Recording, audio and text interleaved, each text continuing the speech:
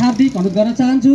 म नाराको शब्दहरू एकपटक यहाँहरूलाई स्मरण गराउन अनुमति चाहन्छु र त्यस पछाडि म भन्नेछु, यहाँहरूले म सँगसँगै भन्नुहुनेछ।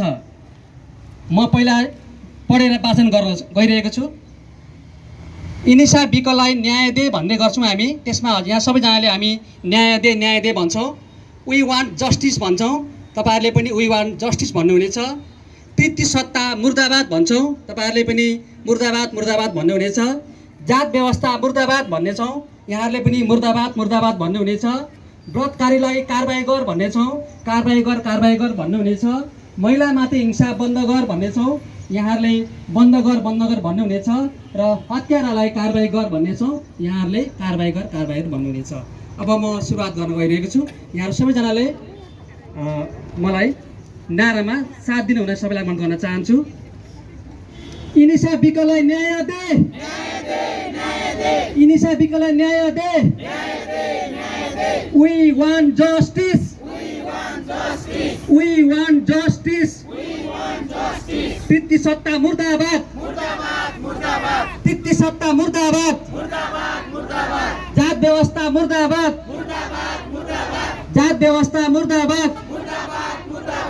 बलात्कारीलाई कारबाही गर, बलात्कारीलाई कारबाही गर।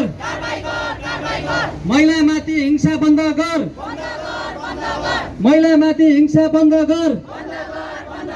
हत्यारालाई कारबाही गर, हत्यारालाई कारबाही गर। इनिसा विकलाई न्याय दे, इनिसा विकलाई न्याय they. We want justice. We want justice. तृतीय सत्ता मुर्दाबाद, तृतीय सत्ता मुर्दाबाद। जात व्यवस्था मुर्दाबाद, जात व्यवस्था मुर्दाबाद। बलात्कारीलाई कारबाही गर, बलात्कारीलाई कारबाही गर। महिलामाथि हिंसा बन्द गर, इनिसा विकलाई न्याय दे, इनिसा विकलाई न्याय they. We want justice. We want justice. पितृ सत्ता मुर्दाबाद, पितृ सत्ता मुर्दाबाद। जात व्यवस्था मुर्दाबाद। बलात्कारीलाई कारबाही गर, बलात्कारीलाई कारबाही गर। महिला हिंसा बन्द गर, महिला हिंसा बन्द गर। हत्यारालाई कारबाही गर, हत्यारालाई कारबाही गर। इनिसा विकलाई न्याय दे, विकलाई न्याय दे। We want justice. पितृ सत्ता मुर्दाबाद, जात व्यवस्था मुर्दाबाद। बलात्कारीलाई फाँसी गर, बलात्कारीलाई कारबाही गर। महिलामाथि हिंसा बन्द गर, हत्यारालाई कारबाही गर।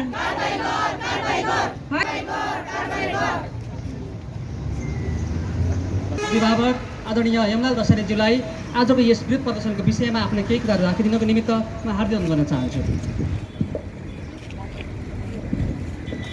विकप्रति हार्दिक श्रद्धाञ्जली गर्दै शोक सन्तप्त परिवारप्रति हार्दिक समवेदना गर्न चाहन्छु। र यो अत्यन्तै दुःखद अमानवीय घटना घटेको छ र यस्ता घटनाहरू योभन्दा अगाडि पनि घटेका छन्। जस्तै हाम्रा पश्चिमतिरबाट यस्ता घटनामा ज्यान गुमाउनेहरू थुप्रै छन्। उहाँहरूको नामहरू अहिले मैले नाम लिस्ट लिन सकिनँ। र यसमा आज यो हाम्रो विरोध, यो उर्लाबारीमा आयोजना गरेको विरोध प्रदर्शन कार्यक्रममा यहाँहरू सम्पूर्ण जो जति जुट्नु भएको छ उहाँहरूलाई हार्दिक स्वागत गर्दै म आभार पनि व्यक्त गर्न चाहन्छु। र यो घटना अत्यन्तै दुःखदायी र दर्दनाक छ र हामी सुन्ने जो कोहीलाई पनि एकदम नै मर्माहत बनाएको छ यो घटनाले। र यो घटना आज हामीले यो दलित नागरिक समाजले आयोजना गरे तापनि यसमा हाम्रा गैर दलित साथीहरू पनि हुनुहुन्छ र उहाँहरू पनि यस कार्यक्रममा जोडिनु भएको छ र अझै पनि जोडिनु हुनको लागि म हार्दिक अनुरोध गर्दछु। र यहाँ पत्रकारज्यूहरू हुनुहुन्छ, यो पत्रकारज्यूहरूले यस कार्यक्रमको अथवा यो न्यायको लागि उहाँहरूले आवाज बुलन्द गर्दै समाजलाई सचेतना गराउँदै न्यायको लागि उहाँहरूको पनि आवाज बुलन्द रहनेछ भन्ने मैले आशा विश्वास गरेको छु र उहाँहरूले गरि पनि रहनु भएको छ। पत्रकारज्यूहरूलाई म धन्यवाद दिन चाहन्छु। र त्यसै गरेर हाम्रो यो घटनाको विस्तृत त सबै तपाईँहरूले जानिसक्नु भएको छ, बुझिसक्नु भएको छ कसरी घट्यो, के गर्यो भनेर। यो दलितको एउटा छोरी त्यो पनि एउटा लाउ खाउँ खाउँ भन्ने, एउटा केही गरौँ भन्ने एउटा युवाको सपना चकनाचुर भएको छ, बुवा आमाको सपना चकनाचुर भएको छ।